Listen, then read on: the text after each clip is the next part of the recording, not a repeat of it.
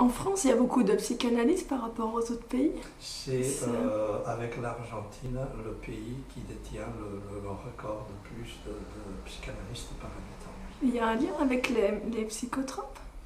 Il y a un lien avec le psychotrope. La France tient, en plus de ce record d'avoir plus de psychanalystes par habitant, un autre record, celui de pays qui consomment le plus de psychotropes, c'est-à-dire de médicaments pour les problèmes psychiques. Quand je dis plus, c'est vraiment pas un peu plus, c'est en gros 5 fois plus que l'Allemagne et 7 ou 8 fois plus que la Grande-Bretagne.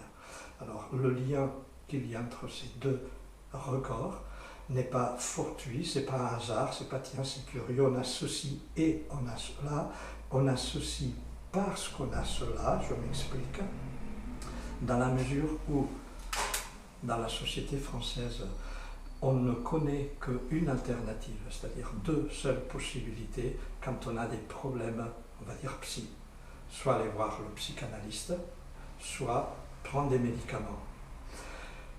N'ayant que cette alternative et la psychanalyse n'étant pas efficace pour les pathologies lourdes, je ne dis pas que pour une petite vague à l'âme ou pour des problèmes un peu existentiels, ça ne peut pas avoir un effet de se raconter, être entendu peut faire du bien, mais que si vous avez des problèmes réellement sérieux, invalidants, etc., type névrotique, psychotique surtout, la psychanalyse ne va rien y faire. À ce moment-là, devant cette inefficacité, on se tourne vers l'autre branche qu'on connaît de l'alternative. Qui est remboursée par la Sécu. Qui est remboursée, qui sont les médicaments, et qui, en effet, font que l'on consomme autant.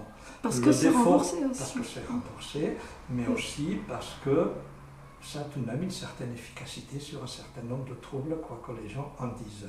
Bien entendu, quand ces troubles sont d'ordre psychotique, psychose maniaco-dépressive, schizophrénie, l'usage de ces psychotropes est parfaitement justifié. En revanche, quand nous sommes en présence de troubles de type névrotique, des phobies, des troubles obsessionnels compulsifs, les fameux TOC, et d'autres problèmes de ce ordre-là, les médicaments, à part baisser un petit peu l'anxiété que ça peut générer, en effet, sur ce point, les psychanalystes ont raison, ils ne guérissent pas le problème parce que le problème n'est pas d'ordre biologique, c'est d'ordre comportemental, c'est un problème d'apprentissage. Et c'est pour ça qu'il y a une troisième voie qui est connue dans tous les pays civilisés du monde, sauf, je répète, l'Argentine et la France, qui sont les approches comportementales qui, en effet, traitent ce type de problème comme ce qu'ils sont, c'est-à-dire des mauvais apprentissages, et que par apprentissage, des nouveaux bons comportements et des apprentissages des anciens peuvent libérer les gens de ce genre de problème.